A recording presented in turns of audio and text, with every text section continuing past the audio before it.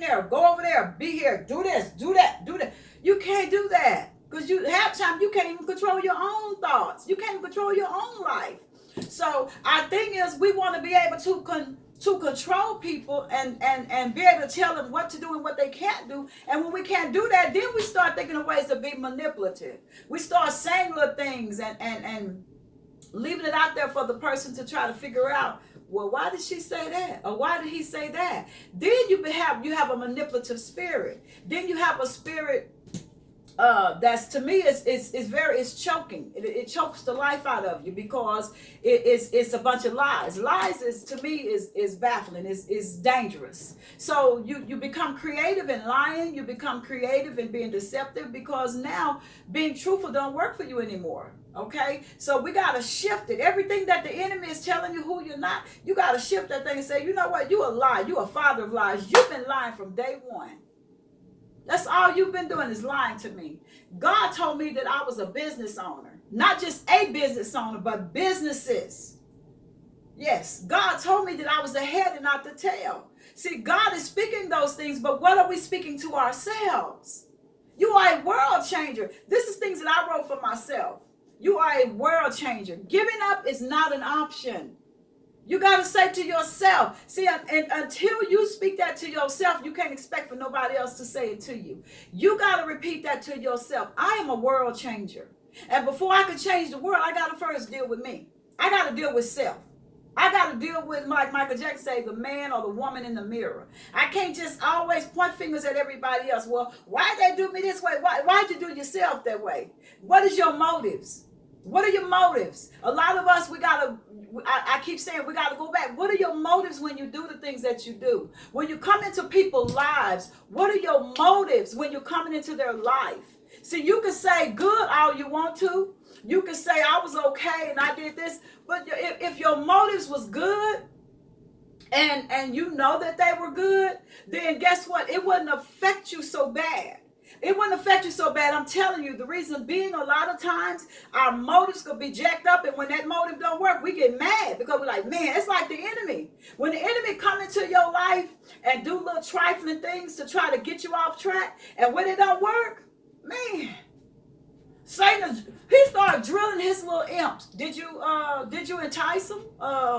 Did you cause him to fail? Did you break up that relationship? Did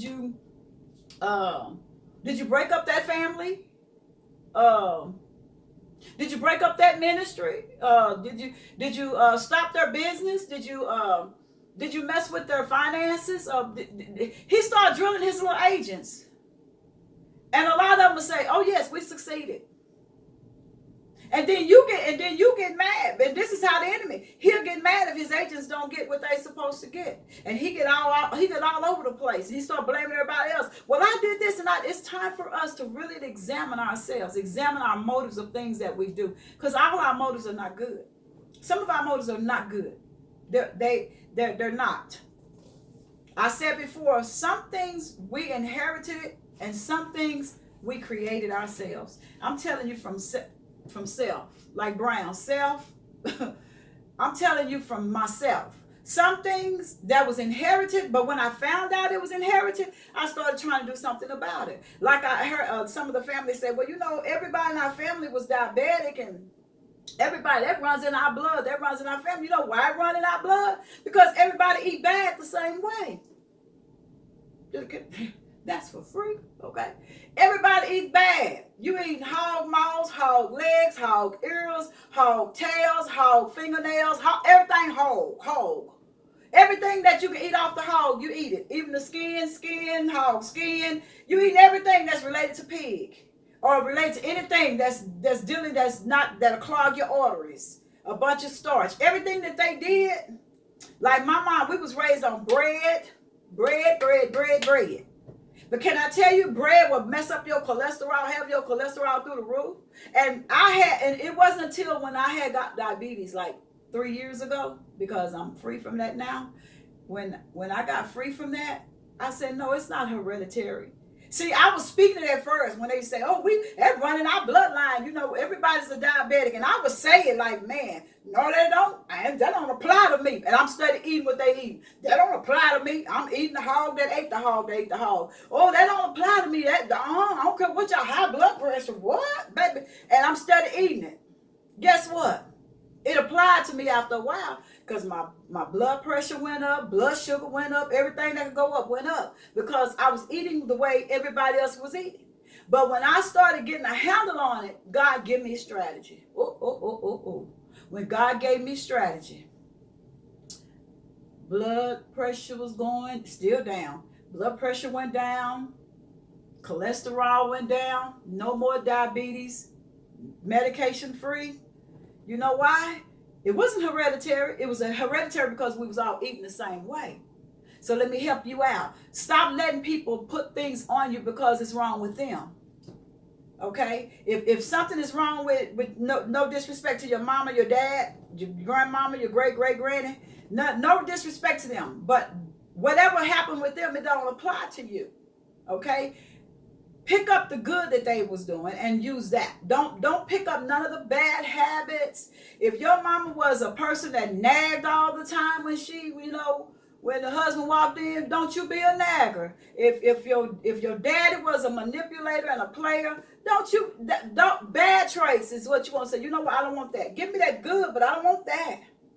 But I want my own personality. I want my own. I want my own. I don't want nothing what nobody else have. The minute I start shifting all of that, things changed. It changed in my mental state as well as in my health.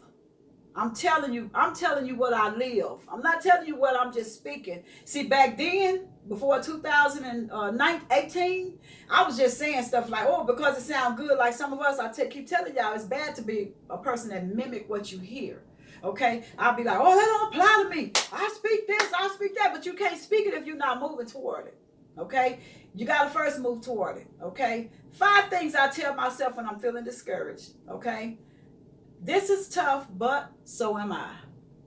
This is tough, but so am I. Okay, I may not be able to control this situation, but I'm able to change of how I respond. You want me to repeat that again? I may not be able to control this situation, but I am in charge of how I respond. Okay? You may not be able to change the way people deal with you or the things that people say to you, but you are in charge. You are in charge of this right here, of saying of how you respond to them, or even to yourself. I haven't figured out this yet. Okay? I never got the point to this. Of if I'm really mad, how do I shift the focus? That's what I was thinking at first. Like, what do I do, God? Okay, what do? I haven't figured this out. When I'm really mad, what do I need to do? God said, get creative. I wrote all that down. I journal. If it's something going on with me, this is everything I'm sharing is with me. Okay, I said, God, I haven't figured this out yet. When I'm getting mad, what do I need to do? Because what do I need to do? He said, you need to get creative. Shift your focus. See, I'm not telling you nothing that I'm not experiencing myself, that I'm not doing. Because see, that good coaches will tell you the truth, and they'll tell you what they experience. The reason why they telling you that, they will give you the experience of what happened. How did they get there? Like, I could never tell you about being abused if I never been abused. See, a person that tell you certain things, well, you shouldn't do that. Well, have you ever done it? Well, you can't tell me anything. I mean, you could, but it really would do it good because you never experienced it. It's just like a person to tell you, like when I lost my mom, and some people say, well, I know how you feel because I lost my mom. No, you don't. See, because you may have took it one way, but I took it another way. Okay? Because every morning I was waking up, I was asking, Mama, where did you go? Like, where? This is what I kept saying, Mama, where are you? Where did you go? And this is something, and the enemy just kept had me repeating that over and over again. I would get up in the morning, Mama, where are you? Where did you go? Where did you go? The enemy was just messing with my head like that. Where did you go? Mama, I just was sitting beside you. I was just there. You was just in the kitchen doing this and that. You was doing this. Mama, where did you go? And I repeated that over and over again. When my child got sick, like, God, why did you allow this? I'm serving you. Like, you saved Rahab's house. She was a prostitute. You saved her whole house. That one woman. You mean to tell me I'm serving you, I'm doing everything I need to do, and you mean to tell me you're not gonna save my child? You're not gonna heal my child? She didn't deserve this, or he didn't deserve that. Why you know why is certain part people in my family, why they keep linking up and doing some of the same stuff, this stuff going on? God, you supposed to heal them, because God said, because some things, I'm gonna tell you, some things are hereditary, and some things we create ourselves. Sometimes God will come and give us warning and say, okay, stop this, don't do that. And then we get beside ourselves and say, well, you did it, you can't tell me what to do, you did it. And so those are the ones that's kind of hard to minister to, because they start throwing up, well, you did it. Well, see, what I made it out of when I was being raped and when I was being abused, see, somebody may not make it out of that. Some people die after being abused, after being beaten so bad. Because I was beat so bad by a boyfriend that literally left me for dead. Okay? I mean, literally beat me and had my face so disfigured to where it looked like my face had shifted. Okay? Left me for dead. Somebody, I know some women that did not even survive. They died from that. All the kicking in the side and the kicking in the stomach, and the only thing I woke up with was my face was bruised, looked like it was shifted on one side, and I couldn't stand up to give myself a bath. But at the same time, I lived. I lived to tell the story. I live to extend lifelines to those that are being hurt, those that are being abused. But see, you may not make it out of that. See, time is not on our side. Not now, if you notice. So everything that I survived, you may not survive, because your mind may not be strong enough to say, okay, I'm going to pick up from here and I'm going to keep it moving. You understand? You might keep rehearsing over and over, like, why did this person take advantage of me? Or why did you might not be that person that come out of it. You know what I'm saying? Because it took me years. It took me years to get over a heartbreak. It took me years. Going on. It said, this challenge is here to teach me something. That's what I had to say to myself. This challenge that I'm going through right now is here to teach me something. That's what I had to say in this very time in my life. I had to say, you know what? Even in my marriage, this have taught me patience. I didn't used to have patience. And I've had good people to come in my life, but I just didn't have patience because of that first time of being abused for so long. I didn't have patience. After that, my patience was like, I'm not taking this. I'm not going through that. But this particular thing right here have taught me patience. It really have. And then not only that, it humble. Some things will humble you, will make you humble, because I'm telling you, I was a piece of work myself. I had became a very abusive individual. After that first one and that second one, baby, it was like, you say something, your head was all in the ground. You laid out. Okay, so some things it'll make you better, or it could really be damaging to you. It can make you be a bitter person. And I kept telling you, like I'm saying again, I made a declaration to myself. I will not die with just battle scars and a bitter spirit. You need to tell that. Somebody need to type that. I will not die with battle scars and a bitter spirit. I will not. I will not. You need to tell yourself that. If you're a person that you've been bitter for so long, or you've been battered, you've been going through, tell yourself, I'm not going to die this way. I'm not leaving here this way. I'm leaving a legacy. I'm not going to die this way. All I need to do is take one step at a time and breathe and do the next right thing. That was my last one I wrote to me.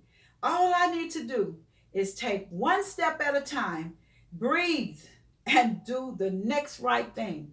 What is that right thing? I don't know what your right thing is, but I know what my right thing is. My right thing is to get up off that place called stuck, complacency, or comfort zone. Because I told you last time, being in a comfort zone will mess you up, because you so used to doing everything this way. Okay, there will be always someone who doesn't see your worth.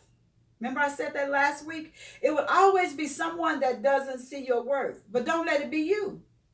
Don't let it be you. Don't let you be the person that don't see your worth. That's the worst thing you could do. I was a person that was like that. I mean, it was hard for people to see and understand when I used to say, you know what? I used to deal with low self-esteem. It was a reason why. And we're not going to go there today. But I was a person that dealt with low self-esteem, but everybody thought, she thinks she all that in a bag of chips. Thank you. But I dealt with low self-esteem for years. I did. That's the reason why I believe I put up with a whole lot of stuff back then that I shouldn't have never put up with. I tolerated a lot of things. Because of low self-esteem. And a lot of times you would just accept anything in your life because your self-esteem is low. You don't think highly of yourself. If somebody tell you you're beautiful, you're like, really? I don't see that. Or they tell you, girl, you fine. You all that. You be like, nah, I'm bad, Bill. I'm this, I'm that. You don't never say thank you. Take that. Don't just say, oh, girl. They be like, oh, your hair is pretty. Girl, my hair is bad, honey. Everything. Don't you know it's people that don't have hair because of cancer or some sickness that they have? And you got hair, but your hair may not be the way you want it. So every time somebody give you a compliment that's complimenting you and saying something good about you, you turn around and say something bad about yourself. That's the enemy. Again, I want to read this slowly to you. I just want you to just hear me out. Okay, it said, imagine your mind like a garden and your thoughts are like seeds. You get to choose what seeds you plant in it. You can plant seeds of positivity, love, and abundance, or you can plant seeds of negativity, fear, and lack. You can also spend time trying to take care of everyone else's garden and leave yours undone. Or you can work on making yours beautiful and attract other beauty, like attract yours. Take time and attract things about you. Take time to attract your own garden. Don't be so focused on, hey niece, don't be so focused on everybody else's garden. Because see, a lot of us, if you're a person like me, I'm a nurturer. And a lot of us women, we are nurturers by nature, okay? And when you are a nurturer like that, when you want to be a help to everybody. That was me. My brother-in-law used to tell me, he was like, you can't save everybody. I used to go to Houston and do outreach, and I'd come back sometimes, I'd be crying like, man, I only got 1 or 2 people and this, that, and other. And I was supposed to be doing this, and I'd be crying and moping, and he'd be like, you know what? Let me help you with something. Jesus couldn't save everybody, so you can't either. And so I used to feel bad. Or if I go to someone, I used to drive to my family's house, and I would go there, and if I didn't succeed at that time, man, I'd be heartbroken. Like, man, I want to be a help to them. I want to be able to do this and do that. You can't save everybody, okay? The distance between your dreams and your reality is called action. The distance between your dreams and reality is called actions. You can have a dream all you want to, but until you make that dream a reality, it's just going to be a dream, okay? 21 ways to achieve wealth and success. Setting good daily habits. Regularly creating goals. Engaging in self-improvement daily, okay? Regularly taking care of your personal health. You got to take care of your personal health. If you want to do any business, ministry, you have to take care of your health. That's important, okay? God said, I wish that you would prosper even as your soul prosper. You got to be healthy. You can't do this thing without being healthy.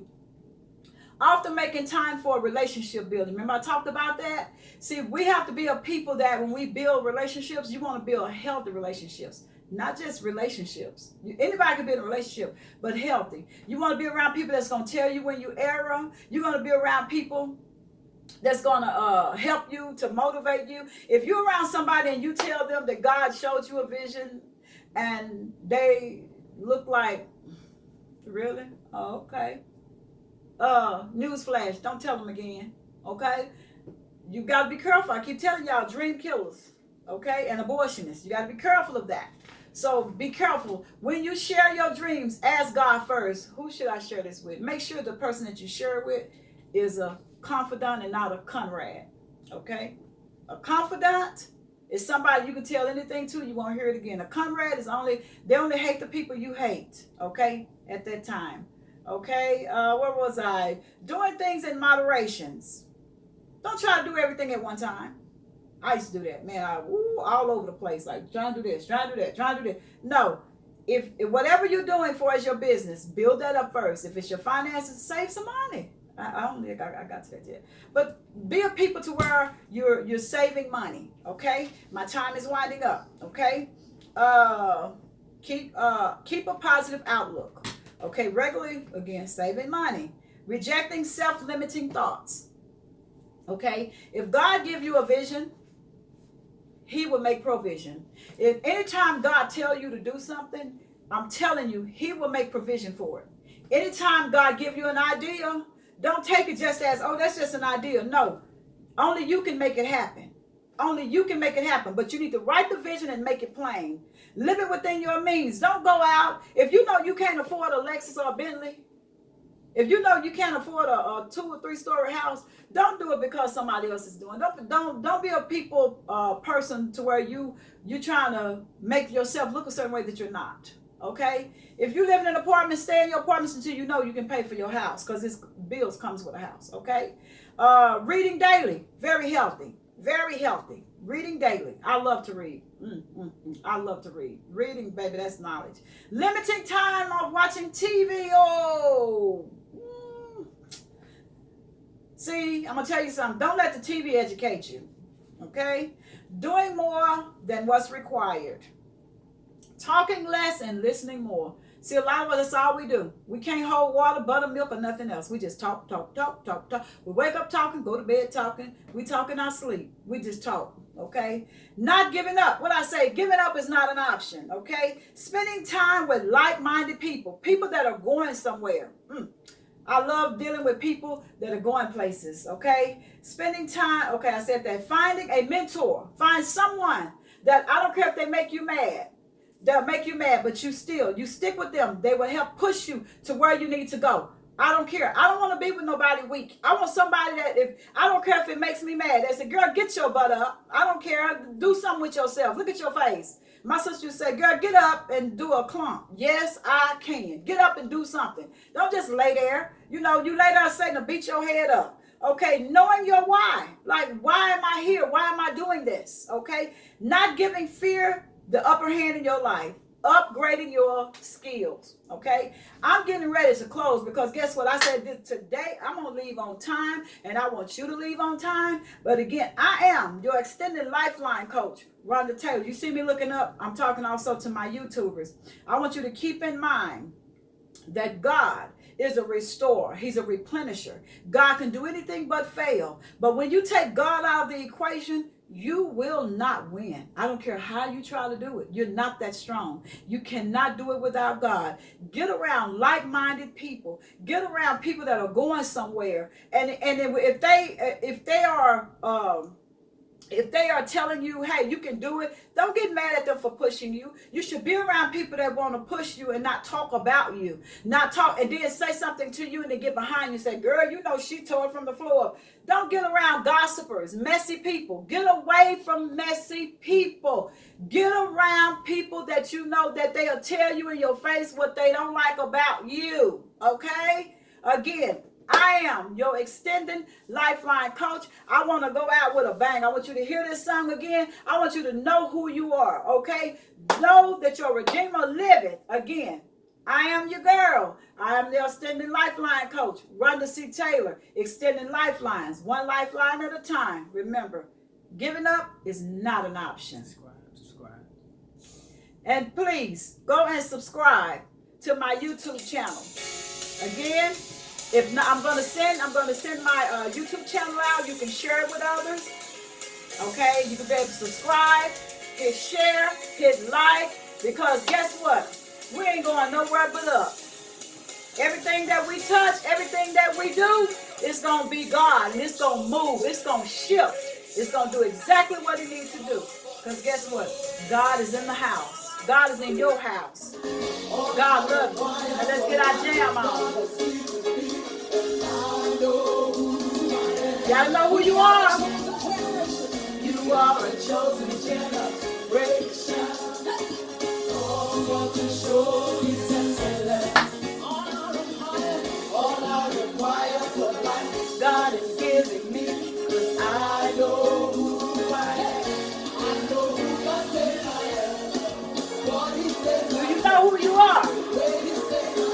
Remember, don't pay attention to the naysayers.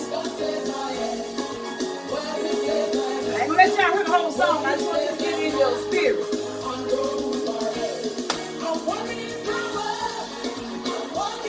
Walking miracles. Because you know who you are.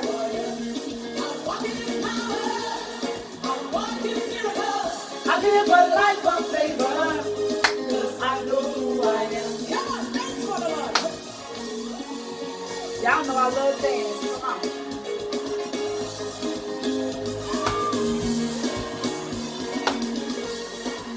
Again, to my YouTubers, this is your extended lifeline coach, Roger C. Taylor. Subscribe, like, there's more to come.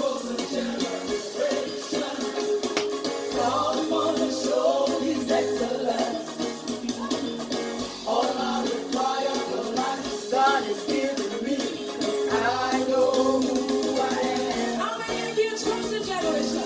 We are the chosen generation. Yes. God wants to show His excellence. All I require, your life. God is giving me. I know who I know who God says I am. What He says I am. Until then. Know who you are. Know who you are. God loves you. And I pray the blessings of the Lord over your life. Continue to tap into the greatness that God placed on the inside of you. Tap in to the greatness. Bye-bye till now. Till later. My bad.